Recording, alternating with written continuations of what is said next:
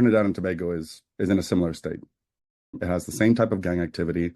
It's mostly centered around the Port of Spain in Trinidad, and there's around 150 small street gangs also are involved in drug trafficking, extortion, the typical activities you'd think. The two main ones are known as the Muslims and the Rasta City group.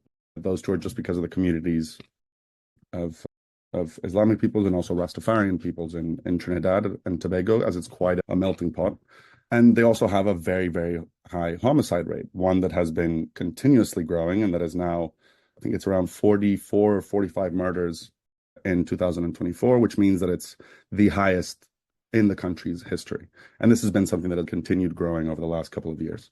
These gangs, similar to Jamaica, largely get their weaponry and pistols really typically, rather than larger rifles, from the US and Venezuela. And it kind of depends on where in the Caribbean you are, depending on what geographic location you're in, you'll get it from Venezuela or from the US. Now, going back into 2024, the state of emergency was declared at the end of December due to the similar attempted and failed killing of a prominent gang leader. This happened at night as he was coming out of a police station.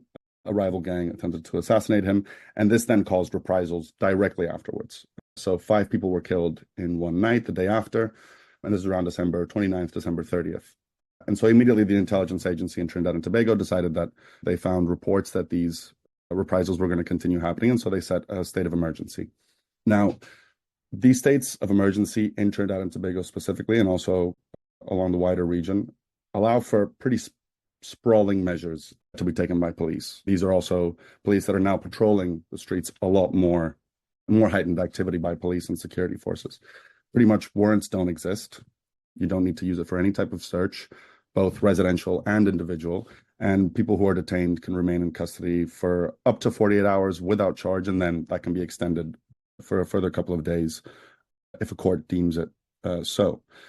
Now, differently to Jamaica, there was no curfew imposed, but again, we see this trend of heightened crime, heightened gang activity happening during election years as well in Trinidad and Tobago. The general elections are expected also around August or September this year, after Prime Minister Dr. Keith Rowley announced his resignation before his term ended. So with all of these different flashpoints that are happening right now, we're seeing this across the Caribbean.